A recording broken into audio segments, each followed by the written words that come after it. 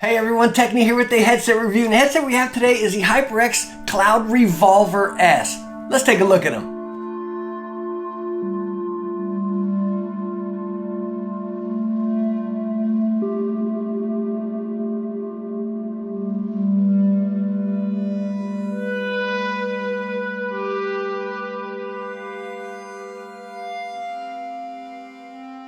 Alright, so as far as the close-ups of this headset right there, me personally, I love the way they look. They just look pretty cool, kind of a little futuristic, but not overboard. Just crisp, the black and white with some metal right there. I think they look awesome. So as far as in your box, what you're gonna get your headset right here. You'll get this incredibly long splitter for PC for your mic and headset right there. You'll get your mic, which is detachable, and then you're gonna get the HyperX 7.1 sound card right here with your volume controls and everything. But now let's go ahead and jump into comfort right here. And this is where I think it's gonna kind of fall into a lot of personal preference, which is the results I get with a lot of HyperX headsets. Because most HyperX headsets don't have any swivel within ear cups. But as you can see, these guys kind of really floating around there, and you got a little bit of give each way. It's not a massive amount. You can't fold them flat, but the ear cup does kind of rotate and give you a little bit of movement right there. But when you put it on your head, it's not like most other HyperX headsets where it's just pressing right up here on my cheekbone right there. But what these are doing are pressing right down here on the bottom, because I just don't feel like there's enough give.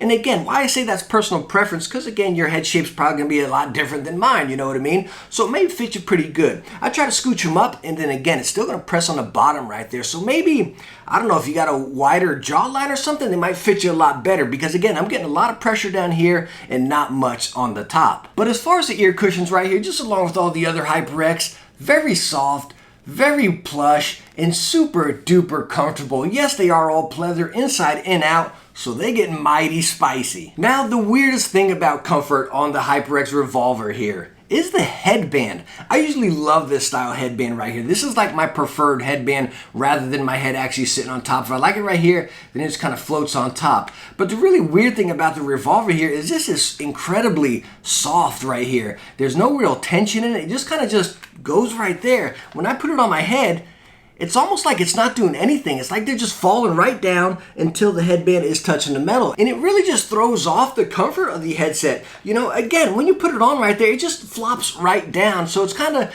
as far down as it can possibly go. And it goes there by itself. Like, I don't got to force it. If I start up here or whatever, by the end of my session, you know, mid-session or whatever, it's going to push right down to the bottom of my head, and the headband's sitting right on the metal, when that thing should be there to kind of support it for different head shapes. When again, I don't feel like it does. It's just incredibly loose. Yes, there's plenty of padding up there, a whole bunch of padding, incredibly soft, but still, it doesn't really kind of hold in place for you. It just slides right on down. So as far as comfort on a Revolver right here, I don't know. I just really didn't like them. Is that personal preference? I don't know. A lot of HyperX I kind of got to put there because some people swear by the comfort. They absolutely love it. You know what I mean? But as far as me testing them with my head shape and everything, I didn't like them. I honestly just wanted to take them off. The headband deal got incredibly annoying, you know? As far as the ear cushions right here, pressing right down here, it just, again, it just got annoying. It wasn't uncomfortable. It didn't hurt. It wasn't pinching me by any means.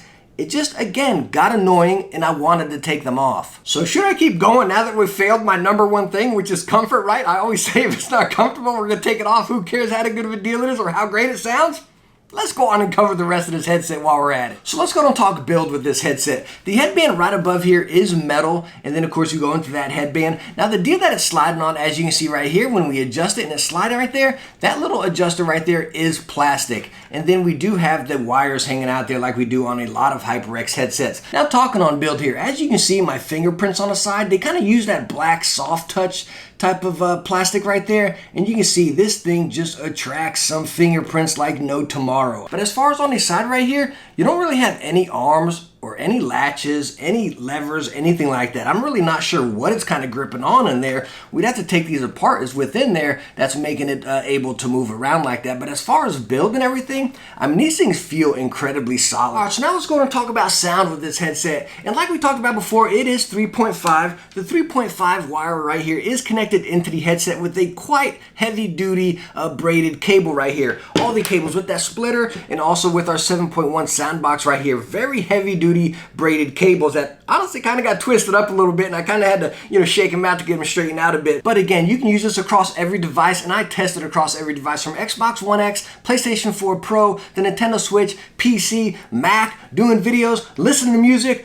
We tested the bananas out of these things. And this was probably one of the weirdest headsets I have tested yet. Just a very strange soundstage, a very crisp and solid, very kind of open soundstage, if that makes sense. And that's not even me pressing this little 7.1 deal here, which I'll talk about in a second. That's just going straight 3.5, listening to music or anything, they were very open, sometimes almost a little too distant for my liking. It had the highs and everything, and it had bass, not ear-shaking bass, but there was a little bit of bass back there. Definitely the highs were out there a lot more than the bass. And if any of you have watched some of my other headset reviews, you all know I prefer highs.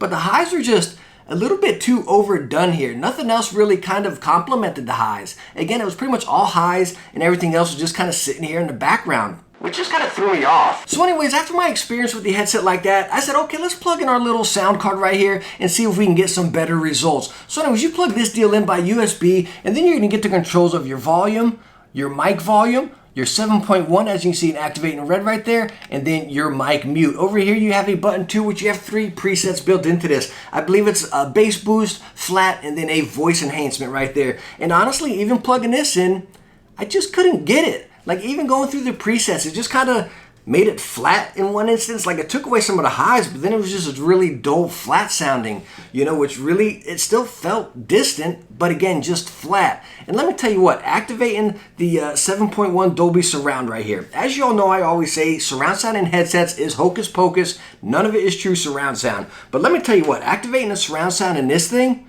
oh my Lanta, it was horrible. It was so incredibly bad. So anyways, as I'm saying here that this sound on the surround sound was just absolutely horrible, I know there's gonna be some haters out there. We got some serious HyperX fans out here, right? Which is awesome. But please, before you just start hating, let me know down in the comments why you like the surround sound. Please, let's just have a conversation about it. Maybe it's just me that doesn't like it. But again, I just couldn't get into it. Again, all surround sound on headsets is fake. They bring out the highs a little bit right there, and that's pretty much all it really does.